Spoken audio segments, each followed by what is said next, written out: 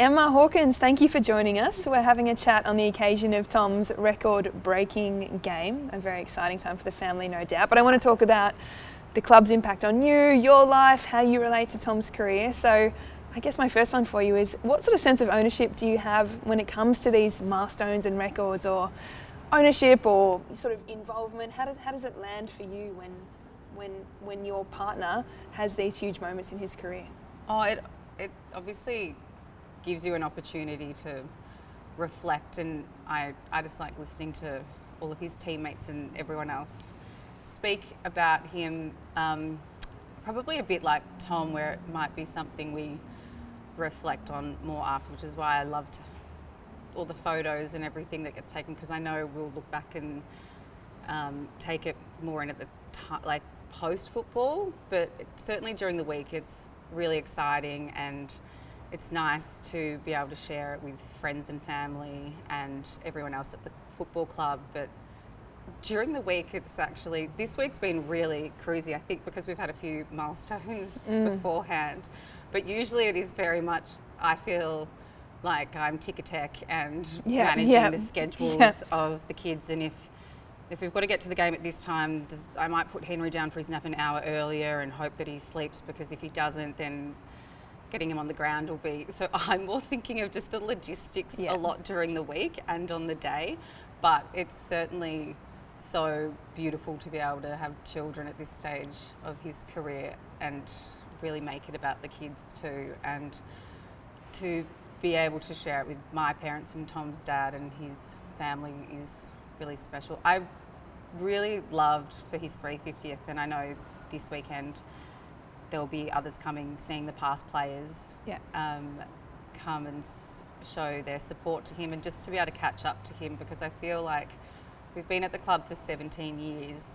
It's almost like two generations we've seen at the club, or we've been a part of. So for Tom's 350th, seeing Harry Taylor fly all the way over from WA, and just to give him a big cuddle, I actually started crying when I saw him, because I didn't know he was coming, and you just feel all the memories flood back, and it was such a unique and special time of our lives during all those premiership years, and I love seeing the past players and seeing their kids, and it's very special. Yeah, I love the we that comes through, because it's an achievement for your entire family, no doubt. Yeah, it's a group of my friends for Tom's 350th showed me a photo. They said, "Oh, we got you something, Emma," and I saw a photo of a 26 jumper and photos around, and I was like, oh, great, and more memorabilia.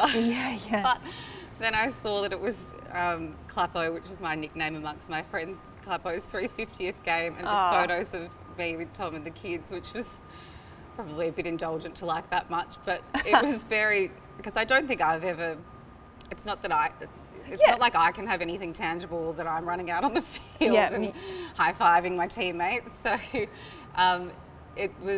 I very much adored that. And I think that's the only memorabilia that's now out in the house.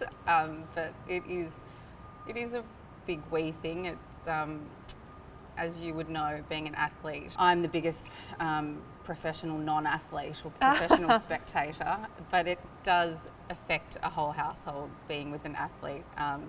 You ride the highs, and you withstand the lows, and it is a big team effort at home too. Yeah, I want to ask you a little bit more about your role in those situations later on, but you mentioned, so you notched up the 350 together, so I assume this is 356 together. What was the first game you ever saw him play? I saw his first AFL game. Yeah. I think that was against Carlton at Telstra Dome, or whatever it's called now. But I also saw his Year 12 school football. I was going to say, I'm sure it might have even been before AFL. Yes, I became a big significant other, as we now call ourselves, from the age of 17, and very much enjoyed going to the school football on the weekends. I have always really enjoyed football, being from a small country town in New South Wales. It's what you would do on the weekends. You would go down to the local football oval, and your parents would give you $5 and they wouldn't see you for the day, and you would go watch the local town play, and it was such a outing. I like watching the sport and the game probably I just really watch Tom. But Yeah. I very much enjoy the social aspect of all Yeah. sports, and very much have from a young age, or through school and beyond. I mean, I didn't really think I'd be going to this many games. Yeah, well, I was going to say, there's like, you've seen the first one. You've been to most since? Yeah, I had a bit of a break in my 20s. Yep, love that. You know, with travel and 21sts and Yes, weddings and yeah, whatnot. you've got to. But the last 3 years I've tried to go to most of them because I've been thinking it was his last year, maybe for the last 3 years. Yep, so yep. I've tried to go to a lot of them. And then with kids, when I had a newborn, I wouldn't go to that many, but Yeah. I love going. Yeah, I love seeing you there, which again I'll ask you about in a sec. But I think when you've been involved with an organisation for as long as you two have, inevitably it shapes you and then you shape it in a way as well. Have you seen that sort of dynamic? How has it shaped your life personally, you know, as much as Tom's? And then what changes have you seen from the outside in? Oh, so many. Yeah. It's pretty wild reflecting on what it was like in, you know, from an 18-year-old to now. It's definitely shaped my life in so many ways. I mean, I was working in Melbourne and had to make the decision to move to Geelong, and so I quit my job and kind of came down without any great plan, but through the support of Tom at the time, I was able to start my own consulting agency in ad sales and brand management, and then rode the digital wave and was doing blogging when it would just started, and started my own business. And I don't know if I would have done all of that had I stayed in Melbourne, because I was working at Bauer Media in their comms team, and I really loved it. And at the time I found it a bit hard that I did leave and came to Geelong, because at the time I had no connection to Geelong. I had no family here, and probably didn't think in my teens that I would live in Geelong. Yeah. So I kind of went through that, a bit of an identity struggle with not really knowing where I fit in the town, and it was Tom, like it's his career, Totally. everyone he knows, and he has a lot of family here too. So it was a great time to then start something myself, and I don't know if I would have done that had I not moved to Geelong. So it's been great in terms of me starting things myself and having the support of him. But yeah, I think like most women and men in your 20s and 30s, you go through identity changes and career changes and whatnot. But I guess for me, mine was always very much had to be around Tom as well, because he only gets holidays in October and isn't going to move from Geelong. So I had to make decisions with that in mind, and I did the whole way through. And I also, you know, made decisions in terms of my career as well. I think I always wanted to start my own thing and be my own boss, but knowing that allowed flexibility as well. So with football, there's always the unknown. I think when he signed a 5-year contract, that was when we bought the farm and we felt a bit stable, but things can happen in football all the time, where you could get traded or injuries could happen. So I always wanted to make sure what I was doing in my career as well would be flexible with that. In terms of how much it's changed, like so much from a female's perspective, so much. I think very much, and it's probably comes more with age as well, but in my early 20s, I very much felt that I've always been a very confident and strong female and talk a lot. That's maybe why Tom and I work, because he doesn't talk as much. But I always very much felt that I had to prove myself even more, because you're kind of in a way in the shadow a bit of your husband, or people may underestimate your skills and services in your career, because it is always, it's such a big presence to be with an athlete. And in terms of women being involved more in sport, this is from a partner's perspective, you very much feel now there's a lot of respect there now, and the communications are open a lot more, whereas maybe in my early 20s, but because I was probably in my early 20s, no one really needed my opinion on things.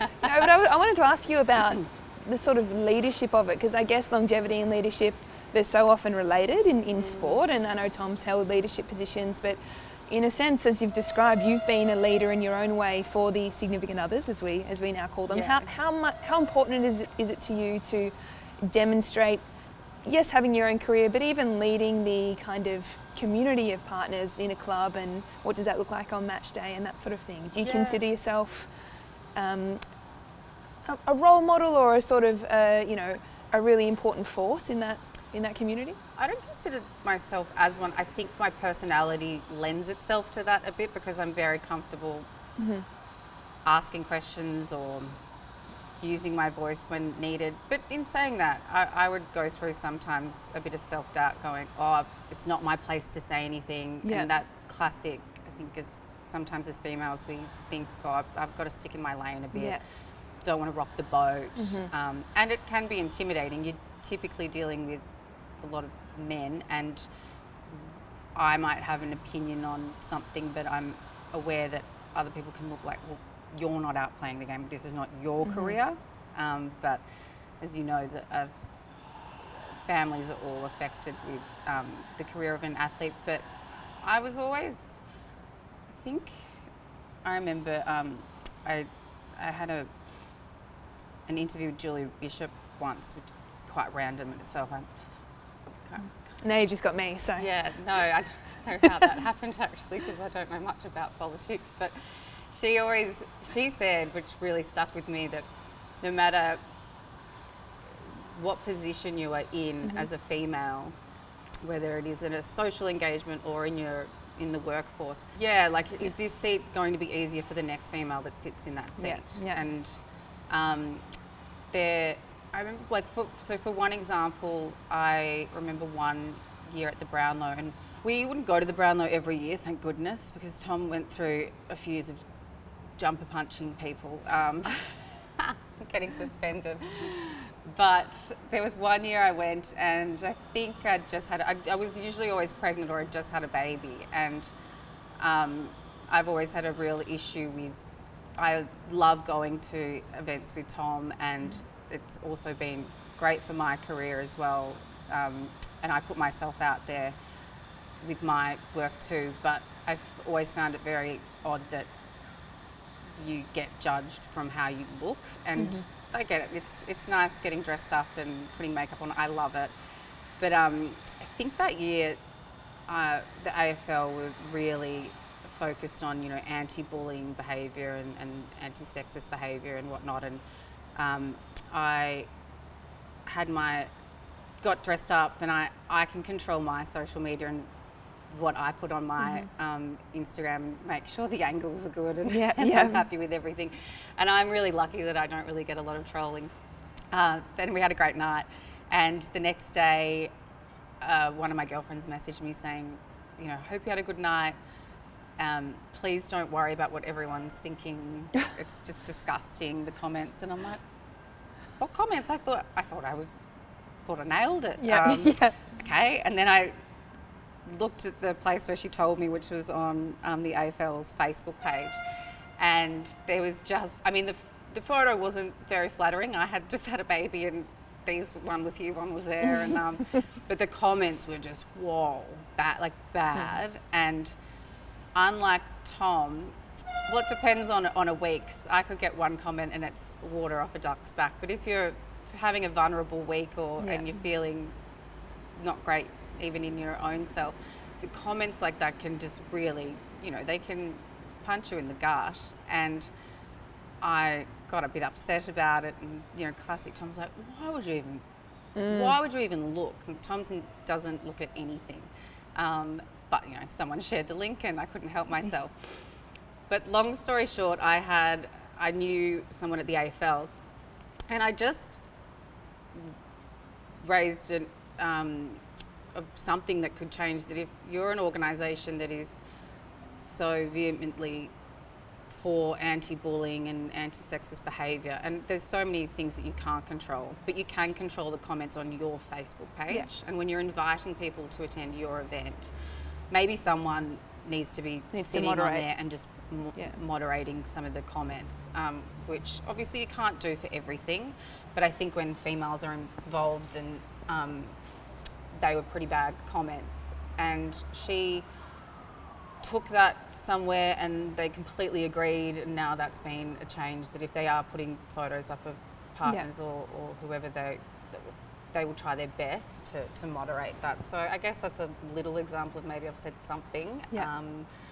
I'm sure there's a lot of things I've said that have fallen on deaf ears too. Yeah. Well, speaking about that, feedback cycle, I suppose. Yeah. Let's lean into the footy for a second. And you said you're a fan yourself. Yeah. Now, know your role, play your role is an often used phrase in a footy club. Yes. I'm interested in your role in the sort of performance cycle of a week. Is it coach? Is it psychologist? Is it biggest supporter and fan? What sort of hats do you put on? Oh gosh, over the 17 years, there's been a lot of different hats. You said you've told me before you don't mind giving a little footy feedback. I'm a good couch coach. Yeah, great. That's what they say. But then as soon as Tom explains something to me, I realise how wrong. I'm like, oh, that makes sense. I'm not a great coach because I'm completely biased. Yeah. I mean, Tom could have the worst game, and I could say, yeah, but that little run you did was I think amazing. as a player, that's what you need from your family and your partner. Yeah, or there'll be some weeks where he may not have been playing that well, and I'll just say, do you need me to do anything? Yeah, great. But I've been, the last 10 or so years, he's been so consistent that we've just been number one cheerleaders at home. But in the early days, I remember, and this was back in the days where Tom was in and out of the team, and I selfishly, because I was in my early 20s and everyone, all of our friends were having 21st every weekend, so I'd be like, if the AFL were playing Friday night but VFL were playing Sunday, I'd be like, so when are you going to find out if you're in the team or not?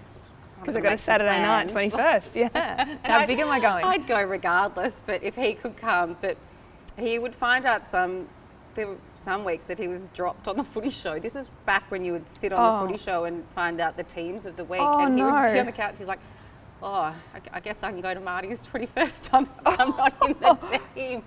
And I remember, social media wasn't as big back then, but it's funny when you do reflect, because I kind of really only think of football now since we've had kids, but there was this whole other life. And I mean, he copped it pretty hard from the media in early days, and we were young, and I would find that hard. Or I remember even some of the fans in the early days could be pretty ruthless. But I think that's, I'm a big empath and think about things probably way too much, where Tom's super strength is his ability to compartmentalise, and he's been able to do that from a young age really well. He can, something could happen on the footy field and our kids would have no idea about it. Yeah. As soon as he leaves here, he just switches off and can have fun at home with the kids, and he really doesn't, and I don't say this in a negative way, it's such a strength, he doesn't overthink things. He just gets on with things, and so I haven't had to do a lot of psychology at home because he just seems happy all the time. Yeah, great. I reckon the first time that I sat near you at a footy game, you were telling me that no one values his goal assists enough. And his grandmother probably wore off of me. Okay, that's increasingly prevalent in all the praise that he gets. What else what's your favourite aspect of his game? Probably his goal assist. Or I love, and it's just such a part of his existence is he just loves teaching and not sorry, I'll say that again. He just loves the young kids, and he loves bringing everyone into the game, and I see it in all different ways. And it doesn't even need to be a young player. He could see that someone may not be having the best game, and I can just see how he brings people in, and it just brings him so much joy to see his teammates do well. Yeah. Where I think I'd probably be a forward if I was a player, because I would like the the attention of goals. So I probably would Got a good celebration in you. Yeah, reckon? I'd have pretty good celebrations, and I don't know if I'd be doing goal assists. But he, one of my favourite moments is when he got when he handballed it to Chook in the goal square, because it just sums him up. And even the other weekend when he was having a rest, he was watching the game, and because I've never really seen Tom watch a Cats game. Yes, yeah. Until this year's, because he's having a few rests, and he was watching the game, and he's screaming at the TV and jumping up, and Belle's like, "Dad, calm down," and he's like, "Come on, Scratch, you got this!" Like, he just gets so excited. Yeah. Seeing Shannon do something, like, he just loves it. No, that's great. Well, I think there are those like externally recognised milestones. You've got your big 100 game, 200, 350, etc. Are there any that we wouldn't know about, or any highlights on the field that you think, for whatever personal reasons, that was a really significant game and that's one that'll stick in the memory? There's been a few, but we just had Primrose, our second, again, the Rockabye baby, and him playing the next day. And it's just all the little things that,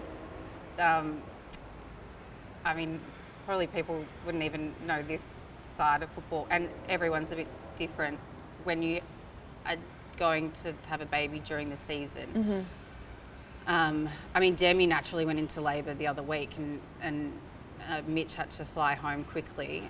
I was always induced, because I would go 2 weeks early, or have been induced 2 weeks early for various reasons, and and I would look at the fixture and speak to my doctor and be like, okay, we'll give birth on Wednesday, and it worked really well for us. But that day I was induced in the morning, and I was waiting to have the baby. I got the epidural, was feeling fine, and Tom had rolled his ankle at training, and he had a game the following day. Mm-hmm.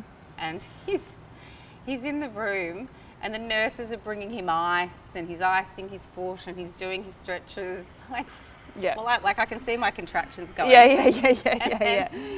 And then at one stage he was speaking to the physio, and I said, I might draw the line here. I don't think the physio needs to come. Be in a birthing suite. See ya. And then the next day he played a game, and he had a great game, and that was sweet. And then, he coming home after playing not coming home, but coming back into the hospital at like 1 a.m, having played a game. And I think seeing him play a week after his mum passed away was obviously really emotional, but it was I think that was his 150th game. Yeah, okay.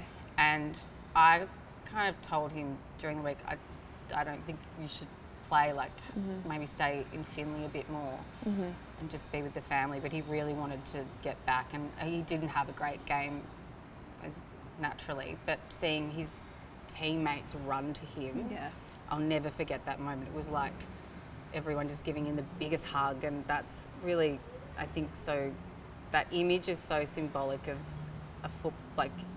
your football club and your team and your community. It's such a unique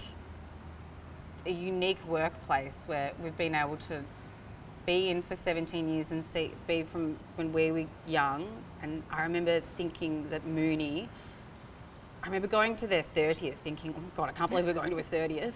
Yeah. This is wild. And then now we're the we'd definitely be the eldest at the club. But to work in an environment where everyone is on an equal playing field, but your age gaps are so different. Yeah, the diversity. Yeah. And the diversity. But with moments like that, everyone just, you're all there together. And I don't know if Tom has a lot in common with the young boys now, but there's that common love for each other that just brings them all together. Yeah, I couldn't agree more. That's really beautifully said. You speak about your kids. You've had 3 beautiful kids together. I hear they're becoming more and more aware of your careers and Dad's career, and perhaps getting some feedback in the playground. How's that going? That sort of increased awareness and buy-in. There's probably a reason why people don't play as long as Tom, because when their kids get old enough, they give a lot of feedback to Tom, but they're getting some feedback too. Belle doesn't love some of the feedback she's been receiving lately. And Belle had her first Oz kick the other week, and the Cats then unfortunately lost, and the crowd were booing. I don't know who, not the Cats because it was here. And Belle got like really upset because she thought we they hate were booing the Cats, and Belle's not allowed to boo. Our kids aren't. It's just we said you can verbalise it in other ways. So there's a lot of like, but if they're booing, and then why are they booing? And then she had her first. She was very upset when they lost, so I took her down to the brooms, and classic Tom's just straight into it. He's like, I had the best time. Oh, we didn't that's win, so but sweet. I had fun. Did you have fun out there? It's good. It's all good. I thought he might go with football's an emotional risk. Yeah. You've got to take it. Sometimes you win, sometimes you lose. It'd be interesting if Joel had kids during his career, because the difference with Tom and Joel, I think that's why I genuinely believe they worked so well together as a team, as a partnership. Tom's been a leader in his own way. I mean, I think he opted out of when they had leadership groups. He opted out of the leadership group years ago because he didn't like the meetings. It's a big commitment, yeah. And Tom would have his own way where he would, catch up with the boys one-on-one or do extra training with them, and it was more of that relaxed, like, make sure you're having fun. And like Red Joel, it's just the best leader and captain in the world, but they complemented each other so well in their personalities, I think. And then, but going back to what I was saying before, if the Cats would lose, Tom, as I said, can compartmentalise, and he's ready to go on the farm or have a paddock barbecue and have some fun for the weekend. We would message Brit and be like, on a Saturday, going, how are you going? How is he? And Brit, you could see her just body language change, just knowing that she was in for, it's going to be a long weekend. Yeah. Well, they've got to stand for their troubles now. Yeah, so. no, because Joel did not like losing. All right, last one for you then. You've spoken a bit about Joel, but I'm interested when people, now for the foreseeable future, perhaps for a very long time, Tom will be Cats games record holder, and you're a part of that, as we've said. How would you like to have people think of his career and that record and your family when it's all done, which is hopefully many more record-breaking games? I think the fans are saying it, just seeing the feedback from the fans during these milestones as well. I think they sum it up so well. They love him for his loyalty from the club, and that he's just always got a smile, and he how to remember.